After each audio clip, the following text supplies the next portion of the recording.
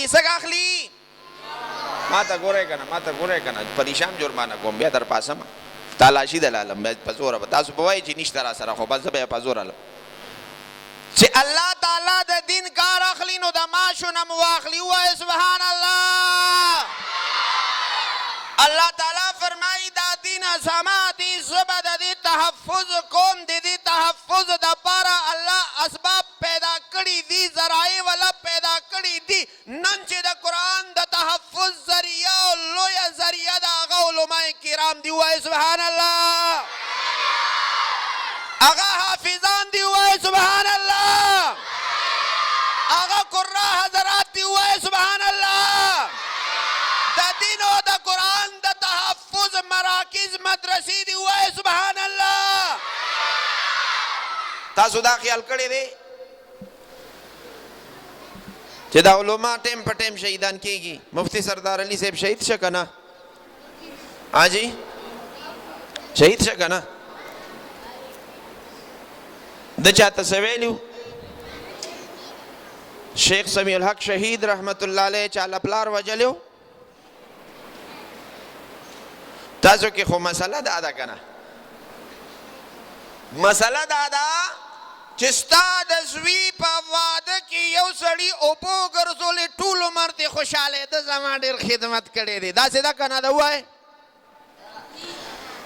که چا ستا د زوی په واده کې تاله 100 روپۍ درکړي چې دې باندې غوښه راوړه وریجې راوړه فلاني وکړه ډینګي وکړه کالي جوړ کړه ټول عمر دې خوشحاله که نه او ستا د دین چې څوک خدمت کوي نو تا ته پته نی نو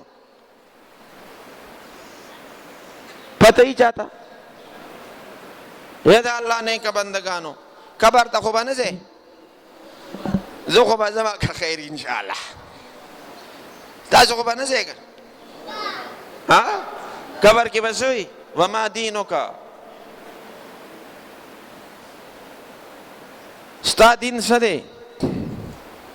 ستا دین څه به وایي ستا دین ستا دین کم یو دی فرشتې به تپوس کوي خنسا رضی الله تعالی عنها څلور زامنې دي څوره خوله خوځوئ که نه چای در باندې څکوم تیز ووایه څو څلور زامنې دي په خپله کونډه دا سباله جنګ دی څلور واړه کینول ورته وفرمایل او زامنو څنګه چې تاسو د یو مور بچي یې دقسې د یو پلار بچي یې ما ستاسو نسب نه دی خراب کړی ما ستاسو ماماګان نه دی شرمولی ما ستاسو پلار سره خیانت نه دی کړی او بچو سبا چې د اسلام او د کفر جنگ وي تاسو به ډېر په زور سره په دغه جنگ کې نه نوځئ که تاسو ناراستی وکړه نو ما بخلې نه یې ما بخلې ما بخلې زما عزتمندو سبا چې جنگ شه یو شهید شه بل شهید شه بل شهید شه څلور واړه شهیدان شول څو شهیدان شول مازدیګر ورته سوال جواب رالو او خنسا ستا څلور زامنو ویلاو زما څلور زامنو ستا د څلورو زامنو د مور خدمت د سر او خپې چاپي کولو زور کولو خدمت کولو ارمانو ویلاو و ته خو بوډۍ ستا د څلورو زامنو د واده ارمانو ویلاو و ستا د څلورو زامنو د نوسو لوبولو ارمان و هغې ویلاو و ویل هغه څلور واړه شهیدان شول هغې اسمان ته وکتل لاس یې اوچت که وی یا الله شکر دی چې زه به د قیامت په ورځ د څلورو شهیدانو مور یادېږم زه ویمه چې که قبر کې فرشتو تپوس کړي د خنسا رضی الله تعالی عنها نه ورته ویلي چې وما دینو کې ستا دین څه دی هغې به ورته ویلي چې هغه اسلام می دین دی چې څلور زامن مې ته قربان کړي دي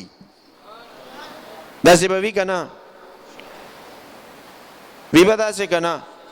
مونږ نه چې تپوس وکړي نو مونږ ته څه قربان کړي دي مونږ ته څه قربان کړي واوره زما عزتمندو